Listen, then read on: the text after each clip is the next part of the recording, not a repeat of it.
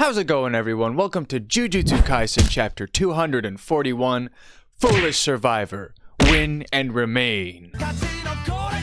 Further continuing the trend of chapters named after the lyrics of Baka Survivor, Akutami, don't you give up now. I expect the next 20 plus chapters to continue this trend until the whole song's finished. Never back down, never what? Never back down, never what? For whatever reason, my review of the last chapter blew up, at least for me being a channel with less than 50 subscribers that started in October, so thank y'all for the support. If you're here from that video, thank you for sticking around for some more goofs and gaffs. I'll do my best to keep you entertained. But enough sappy shite, let's get into the damn chapter. So as the ending of the last chapter implied, we start off in Takaba's backstory, as he is thinking as to why he became an entertainer in the first place. Beginning at his college days, we see he attends Tantan University, which I assume is a school for comedy. We see a young, spry, bleach blonde Takaba as he's arguing with his partner, who very clearly just does not want to be there. He shows up late, smells like alcohol, really doesn't provide anything to the duo at all. I don't know why Takaba's even trying with this dude, to be honest. I mean, I guess they're friends or something, but man, take a hint.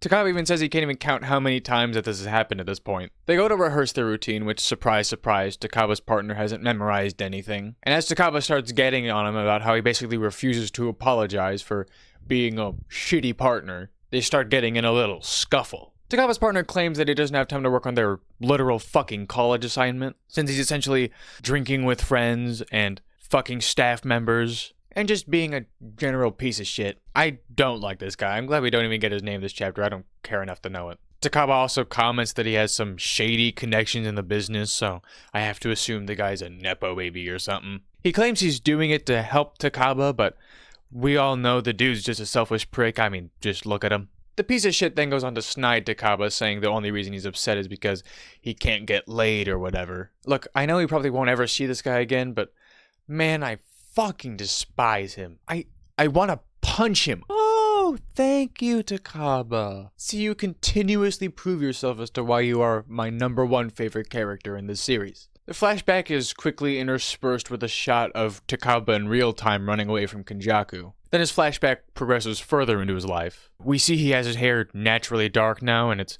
in this kick-ass afro style, I'm not gonna lie. He's looking at what I assume to be scores for a comedy routine he did, and he's focusing on a particularly negative one. I mean, he's even got a splash of a death threat in there. I wonder if this guy uses Twitter. When someone who I take as one of the judges tells Takaba he can't make 100 out of 100 people laugh, which, you know, solid advice. You can't please everyone. We see more of Takaba running in real time before jumping even further into his flashback, where he and a comedy partner, I'm assuming it's a different guy from earlier. His hair looks different, but we don't see his face, so I guess it could be the same guy. I hope it isn't. Fuck him. But it seems like this is either before or after they did a comedy routine in these, like, goose tutus, I guess.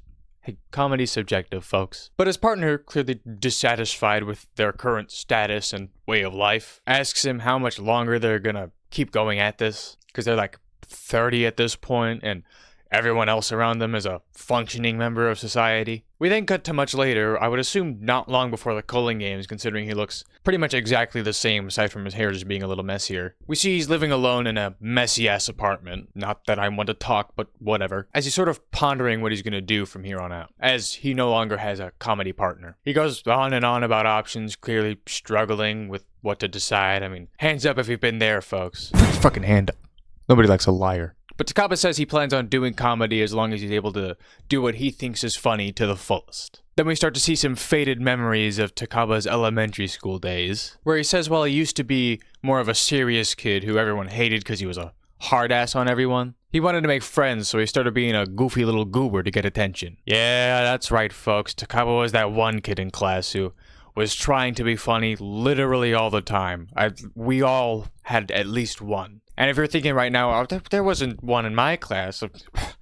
I mean, maybe it was you. He says he was able to make people laugh and make a lot of friends, but he was never able to hit it off with a partner. We see Takaba then eating some delicious cup noodle in his apartment as he watches some comedy duos on TV. And then he begins tearing up into his cup noodles. Hands up if you've been there. He begins internally monologuing, saying he wants people to know him better in order to think he's funny, so he doesn't have to be lonely no more. Then we get a scene with, like, some of my favorite visual storytelling in this whole story so far, I think. I mean, in my opinion, obviously. As current Takaba is sitting in a classroom across from his, like, younger elementary school self. And I swear this could be one of my favorite scenes in all of Jujutsu Kaisen. I love shit like this so much. This gives me such 20th Century Boys vibes, which is my #1 favorite manga of all time. It's really like Akutami just made Takaba specifically for me. It's wonderful. Takaba's younger visage asks what he means by doing comedy seriously, saying that people just want to see him goof around. To which Takaba responds that the audience doesn't care about his backstory, and that's not what's important. To which young Takaba responds like, "Is that even fun, dude? Like, why are you a comedian in the first place?"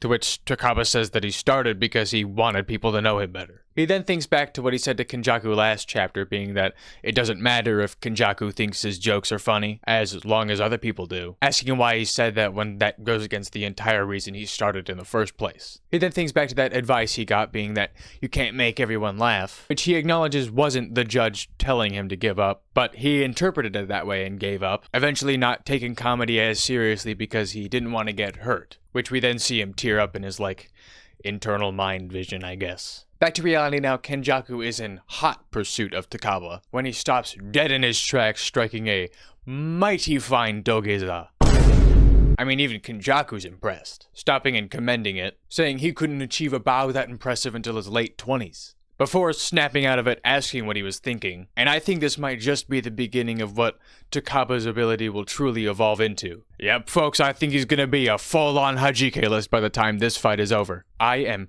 having the time of my life here. If you have no idea what I'm saying, either go watch my last review or just go watch all of Bobobo. But Hajike will often make opponents act very uncharacteristically goofy in certain situations, aka Kenjaku making that comment, you know? I don't think that was like an actual true statement he was saying about achieving perfect dogeza in his 20s or whatever. I think that was Takaba's technique starting to affect him. Personally, I mean, I don't know for sure, but the Bobobo references just really make me think, man, you know? Takaba begins profusely apologizing to Kenjaku, saying that he really does care whether or not he thinks that he's funny, and only lied to protect his feelings. But at the end of the day, he has to make 100 out of 100 people laugh. And therefore, he has no choice but to make Kenjaku laugh his ass off. Right here, right now, cause that's his ninja way! To which Kenjaku responds, taunting him, asking if that's even possible for him to do. And we see the words heh heh written here, and at first I thought that was supposed to be him laughing, but the more I look at it, the more it looks like last chapter when he had make me laugh written on his cheeks, so I think this is again Takaba's technique that literally wrote heh heh on his face. And on that goofy ass climax, we have reached the end of this chapter. I don't know about you, ladies and gentlemen, but I am loving every second of this. This could definitely end up my favorite fight in the entire series when all is said and done here. Man, I really hope Takaba doesn't fucking kick the bucket here. I mean, to be fair, it wouldn't be the first time Akutami made me really fall in love with a character before game ending them. And I'm being completely biased here, but I'm also giving this chapter a 9 out of 10. Don't be surprised if any chapter including Takaba has a ridiculously high score. What can I say? I like the funny man. Do you think Takaba has what it takes to be the Baka survivor and take down Kenjaku? Or do you believe that Kenjaku is the master of YouTube Try Not to Laugh Challenge number 31? Personally, I don't think Takaba can kill Kenjaku, but I think we all know who I want to come out on top in this fight. If you're still hanging around, thank you so much for watching. Be sure to like the video and subscribe if you want to see more of these reviews. All that said, I hope you have a lovely day. Bye.